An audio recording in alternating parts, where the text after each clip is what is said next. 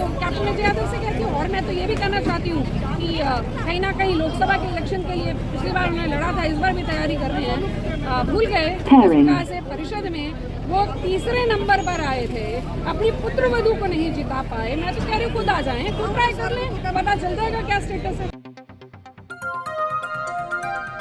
दोस्तों नमस्कार, आप देख रहे हैं हेलो न्यूज वर्ल्ड सोच बेहतर कल की। हरियाणा के रेवाड़ी शहर के वार्ड नंबर 8, 9 और 10 में विकसित भारत संकल्प यात्रा के तहत एक जागरूकता कार्यक्रम आयोजित किया गया, जिसमें भाजपा की प्रदेश प्रवक्ता वंदना पोपली ने मुख्य वक्ता के रूप में अपनी बात रखी। उनके अलावा रेवाड़ी नगर परिषद की चेयरपर्सन पूनम यादव भी इस कार्यक्रम में शामिल हुई। हम आपको बता दें कि भाजपा के कनिष्ठ से लेकर वरिष्ठ तक कार्यकर्ता भी इस कार्यक्रम में शामिल हुए, जो कि सरकार की नीतियों को लोगों तक पहुंचाने और उन्हें जागरूक करने का काम कर रहे थे। हम आपको बता दें कि इस मंच से वंदना पोपली ने पूर्ववर्ती सरकारों के सरकार आपके द्वार कार्यक्रम की खिल्ली भी उड़ाई। पूर्व मंत्री कैप्टन अजय सिंह यादव की राजनीति और विकास कार्यों को लेकर उन्होंने कहा कि इन्होंने तो शहर का नाश कर दिया। भाजपा सरकार की नीतियों, केंद्रीय मंत्री राव इंद्रजीत सिंह, मुख्यमंत्री मनोहर लाल की कार्यशैली और पीएम मोदी की गारंटी वैन की खूबियां उनके भाषण में शामिल रही। बाद में उन्होंने पत्रकारों के सामने क्या कहा, देखिए हमारी ये रिपोर्ट। आप हमारी खबरों को लाइक और शेयर करना नहीं भूलें। अगर खबर अच्छी लगे तो लाइक करें और नई खबरें देखने के लिए आज ही हेलो न्यूज वर्ल्ड को सब्सक्राइब कर लें। देखते रहिए हेलो न्यूज वर्ल्ड, सोच बेहतर कल की।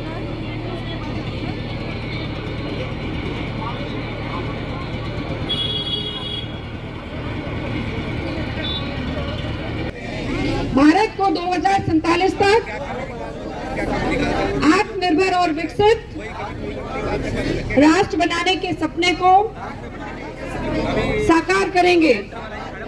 गुलामी की मानसिकता को जड़ से उखाड़ फेंकेंगे। देश के समृद्ध विरासत पर गर्व करेंगे। भारत की एकता को सुदृढ़ करेंगे और देश की रक्षा करने वालों का सम्मान करेंगे। नागरिक होने का कर्तव्य निभाएंगे। जय हिंद, भारत माता की। अब मैं जो विकसित भारत संकल्प यात्रा है उसके दौरान जिन जिन लाभार्थियों को लाभ मिला है उस योजनाओं के अंतर्गत मोदी जी का इसके लिए बहुत बहुत। मेरा नाम कालू राम है, श्री गुलाब चंद। मैं मोहल्ला संगीताबाद का रहने वाला हूँ। मेरा मकान टूटा हुआ था और अब मुझे सरकार की तरफ से जो पैसे मिले उनसे मकान बन गया। मैं सरकार का बहुत बहुत धन्यवाद करता हूँ। सभी को नमस्कार। मेरा नाम महावीर सिंह है। मेरे पिताजी का नाम श्री निर्भय सिंह है और मेरा मकान थोड़ा टूटा हुआ था, पुराना था, नीचा था। उसको सरकार की सहायता से हमने ठीक कराया, उसको आराम से रह रहे हैं और ये सरकार का धन्यवाद और सबका धन्यवाद। नमस्कार जी, सभी को, सभी भाइयों को नमस्कार। ये जो मोदी जी ने स्कीम चलाई है रेहड़ी वालों के लिए, लोन के पैसे पहले हमें 10,000 रुपये दिए गए थे, फिर उसके बाद 20,000। ऐसे ही हम टाइम से लोन चुकाएंगे तो हमें आगे रकम बढ़ती हुई मिलेगी। हम बहुत बहुत धन्यवाद हैं सरकार का, खट्टर जी का और प्रधानमंत्री जी का। धन्यवाद। यहाँ पर उपस्थित रेवाड़ी शहर की चेयरपर्सन पूनम यादव जी, यहाँ पर उपस्थित वाइस चेयरमैन श्याम सुंदर चुग जी, भारतीय जनता पार्टी के जिला उपाध्यक्ष अजय कांटीवाल जी, महेश स्वामी जी, यहाँ की पार्षद मंजू भालिया जी, सोमदत्त प्रधान जी, रिंकू मेहंदीरता जी, मोनू पिपलानी जी, राजू अदलखा जी जो कि उप प्रधान है काठ मंडी के, ललित सजेवा जी, भगवान दास किच्ची, संजय बड़गुजर जी और मुकेश जी। इसके साथ अजय रंगा जी जो कि सोशल मीडिया के प्रभारी हैं, नवीन रोहिल्ला जी, और यहाँ पर उपस्थित वार्ड नंबर 8, 9 और 10 के मेरे भाई बहन। आपने देखा होगा मेरे पीछे एक गाड़ी दिखाई दे रही है, वो कौन सी गाड़ी है? ये मोदी जी की गारंटी की गाड़ी है। मोदी जी की गारंटी का मतलब गारंटी के भी पूरा होने की गारंटी। ये गाड़ी आपके बीच में आई है। हम पहले क्या कहते थे कि अगर कुछ काम करवाने हैं तो चक्कर काट लो, पार्षद के पास चले जाओ, नेता के पास चले जाओ, मंत्री के पास चले जाओ, विधायक के पास चले जाओ। मेरी सरकार ने आपका ऐसा इंतजाम कर दिया कि आपको कुछ भी कहीं पे जाने की जरूरत नहीं है, मोबाइल उठाओ और अपने काम करवा लो। और फिर भी अगर कहीं पे मुश्किल आ गई तो सरकार आज आपके देखो दरवाजे पे खड़ी है, ये लाइन लगा कर बैठे हैं, मेरे भाई हैं, अधिकारी हैं, लेकिन आपके लिए यहाँ पर आए हैं और यहाँ लाइन लगा कर बैठे हैं कि आपकी कोई कमी रह गई है, कहीं पर कोई राशन कार्ड कट गया है, कोई आयुष्मान योजना में अभी तक आपका कार्ड नहीं बना है, तो आओ यहाँ पर आकर बनवा लो। और सबसे बड़ी बात कि आपको अगर योजनाओं का लाभ लेना है उसके लिए तो यहाँ पर बैठे ही हैं, साथ में आपको जागरूकता देने के लिए भी बैठे हैं कि ऐसी कौन कौन सी योजनाएं हैं जो सरकार चला रही है जिसका फायदा आपको मिल सकता है, वो फायदा देने के लिए भी यहाँ पर बैठे हैं। आपने देखा होगा अभी बहुत सारे लोग आकर बता कर गए कि हमें यहाँ पर फायदा मिला, वहां पर फायदा मिला। वो बताने के पीछे उद्देश्य क्या था? ये योजनाएं हैं, ये आपकी सरकार है, आपका पैसा है, आपको ही मिल रहा है, लेकिन जिसको नहीं मिल रहा, जिसको फायदा नहीं मिल रहा, वो पहुंचाने के लिए हम यहाँ पर आए हैं। यहाँ पर सभी इसलिए बैठे हैं कि अगर आपको कोई योजना के बारे में नहीं पता तो वो आकर पूछ लो, कहीं पे रजिस्टर कराना है तो रजिस्टर करा लो। कहते थे ना कि पहले सरकार आपके द्वार, वो कहते थे, हमने करके दिखाया है। आज यहाँ पर मेरी पार्टी के जो पहली लाइन में सभी दिखाई दे रहे हैं, वो किस लिए यहाँ पर पहुंचे हैं? वो देख रहे हैं कि जब अधिकारी आए हैं और जनता है, उनके बीच में अगर कहीं पर कोई कमी आ रही है तो उसके लिए हम बैठे हैं। कहीं पर आपको पोर्टल में मुश्किल आ रही हो, लेकिन मैं आपको फिर से कहना चाहूंगी कि ये तो शुरुआती दौर है, कहीं ना कहीं मुश्किलें जरूर आती हैं, लेकिन नियत देखिए क्या है। नियत ये है कि अगर ऊपर से 1 रुपया चला है तो वो पूरा का पूरा 1 रुपया आपके पास पहुंचे। पहले क्या कहते थे इनके प्रधानमंत्री, कहते थे राजीव गांधी, क्या कहते थे? मैं 1 रुपया भेजता हूँ, कितने पहुंचते हैं? 15 पैसे पहुंचते हैं। आप प्रधानमंत्री मोदी जी बटन दबाते हैं, 1 रुपया भेजा तो 1 रुपया पहुंचेगा, बीच में कोई खाने वाला नहीं है। मेरे मुख्यमंत्री कहते हैं कि ना पर्ची ना खर्ची, जितनी भी नौकरियां आपके यहाँ पर लगी हैं, जब से मेरी सरकार आई है उसके बाद किसी को कुछ पैसा देने की जरूरत नहीं है, चक्कर काटने की जरूरत नहीं है, वो नौकरी अपने आप लगेगी, योग्यता के दम पर लगेगी। ये जो कोचिंग सेंटरों में भीड़ दिखाई देती है ना, वो इसलिए दिखाई दे रही है, उनको पता है अगर नौकरी चाहिए तो क्या करना पड़ेगा? पढ़ना पड़ेगा। अब किसी नेता के चक्कर काटने की जरूरत नहीं है, बिना पर्ची बिना खर्ची नौकरी देने का काम मेरी सरकार ने किया। मेरी सरकार चाहती है कहीं पर भी भ्रष्टाचार नहीं हो। मैं मानती हूँ थोड़ा समय लगेगा चीजों को सुधरने में, चीजों को ठीक होने में, लेकिन ये आप समझ लीजिए कि जो बदलाव का दौर है वो शुरू हो चुका है। हम व्यवस्था परिवर्तन करने आए हैं, हमने पूरा सिस्टम चेंज किया है। मैं यहाँ पर बात करना चाहूंगी आपके सांसद की भी, राव इंद्रजीत सिंह जी, जिन पर एक भी पैसे का आरोप नहीं है। कांग्रेस का कोई नेता उठा के देखो, कहते हैं हम मोहब्बत की दुकान खोलेंगे, और मोहब्बत की दुकान जब खुलती है, उसका शटर खुलता है, तो कभी तो इनके नेता रणदीप सिंह सुरजेवाला गालियां देते नजर आते हैं, वोटर्स को कहते हैं कि आप राक्षस हैं, और कभी नोटों के पहाड़ निकलते हैं। साहू के घर से 350 करोड़ रुपए निकले, मशीनें खराब हो गई नोट गिनते गिनते।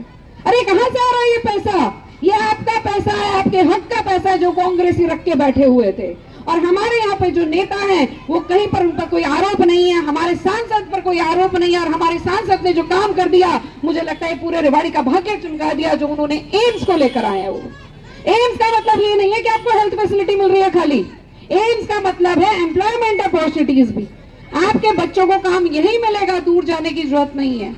कितने सारे काम है जो उसके आसपास खोल सकते हैं। कहीं पर भी हॉस्पिटल खुलता है तो साथ में दुकानें और खुलती है, केमिस्ट शॉप खुलती है, जूस की दुकान खुलती है, तो वहां पे तमाम तरह के काम जो है वहां पर शुरू हो सकते हैं। वो आपके क्षेत्र में आ रहा है। क्या आपको मालूम है जितने भी हमारे राज्य है उसमें से हरियाणा एक ऐसा राज्य है जिसमें 2 एम्स है। ऐसा कोई राज्य नहीं है जिसमें 2 एम्स हो, सिर्फ हरियाणा है, वहां पर 1 एम्स है। वो आपको अधिकार मिला है। पहले हम चंडीगढ़ जाया करते थे, लगते थे 6 घंटे, 7 घंटे, 8 घंटे। कोई गया भी 152 से? क्या चमका दी सड़कें? नाहमेल की तरफ जाकर देखिए, क्या सड़कें चमक रही हैं। ऐसा लगता ही नहीं है कि भारत के अंदर है, भारत से बाहर कहीं आ गए हैं।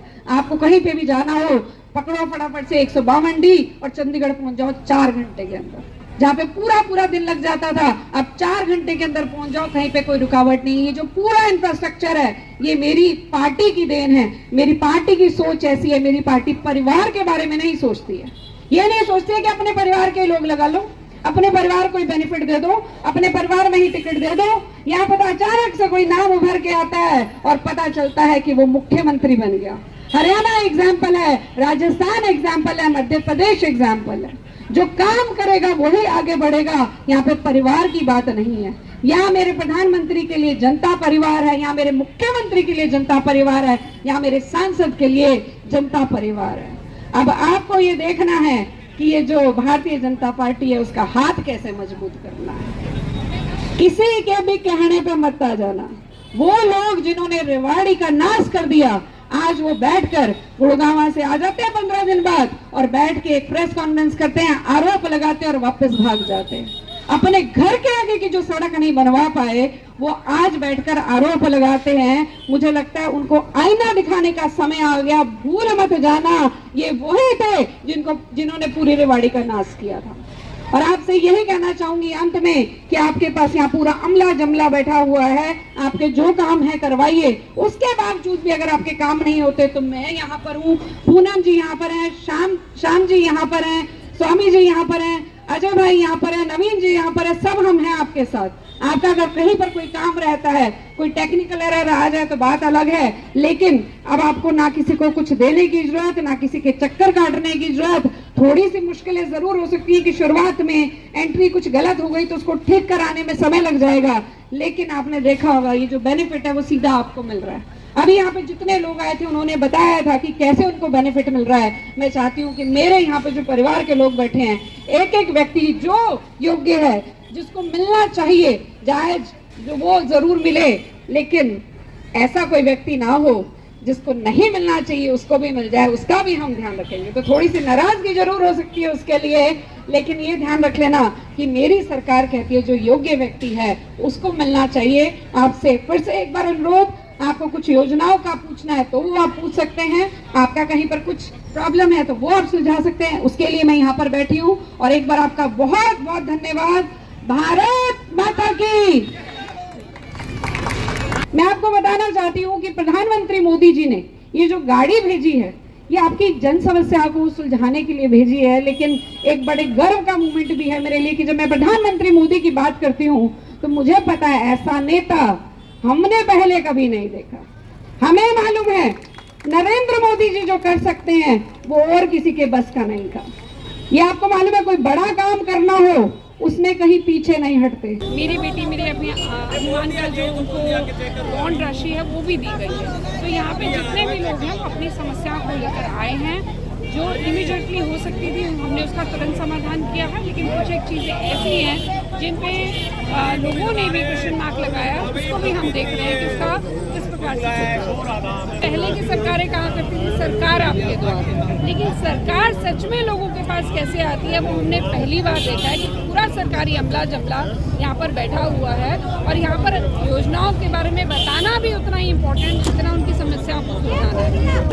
अनपढ़ तो है नहीं, आरटीआई लगा लें, कोई सबूत है तो दिखा दें। और मैं ये भी कहना चाहूँगी कि यही कैप्टन अजय यादव हैं, जब ये कहा करते थे भूपेंद्र सिंह हुड्डा के पास पैसे थे इसलिए वो मुख्यमंत्री बन गए और मैं मुख्यमंत्री नहीं बन पाया, तो सबूत दिखाने का इतना शौक था तो उस समय भी सबूत दिखा देते। और मैं तो अभी फिर से चैलेंज करती हूँ इनको कि वो सबूत दिखाएं कि ऐसे कौन से भ्रष्टाचार हो रहे हैं। अपने समय को ये भूल गए कि किस प्रकार से जो नगर परिषद है रोज वहाँ पर इतने घोटाले दिखाई देते थे। मैं फिर से कहना चाहती हूँ, यहाँ पे पूनम जी खड़ी हैं, अगर कहीं पर कोई व्यक्ति ऐसा है जो इन्वॉल्व है भ्रष्टाचार के अंदर, उसको हम पकड़ने का काम करेंगे। हम ये नहीं देखते कौन सी पार्टी का है, कहीं ना कहीं वो अब यहाँ पर कोशिश कर रहे हैं कि बैठे बैठाए कुछ काम है नहीं, लोग हमारे साथ है नहीं, इलेक्शन आ रहे हैं तो किसी तरह से इस मुद्दे को उछाल दिया जाए, तो बैठे बैठे हवा बनाने की कोशिश कर रहे हैं। हफ्ते 15 दिन में गुड़गांव से आकर यहाँ पर प्रेस कॉन्फ्रेंस करना, मुझे लगता है रेवाड़ी के लोग बेवकूफ़ नहीं है, वो सब समझते हैं। देखिए अगर कोई चीज़ें हैं सामने लाइए, उसको हटाने का काम करेंगे। हम तो कहते हैं कि हम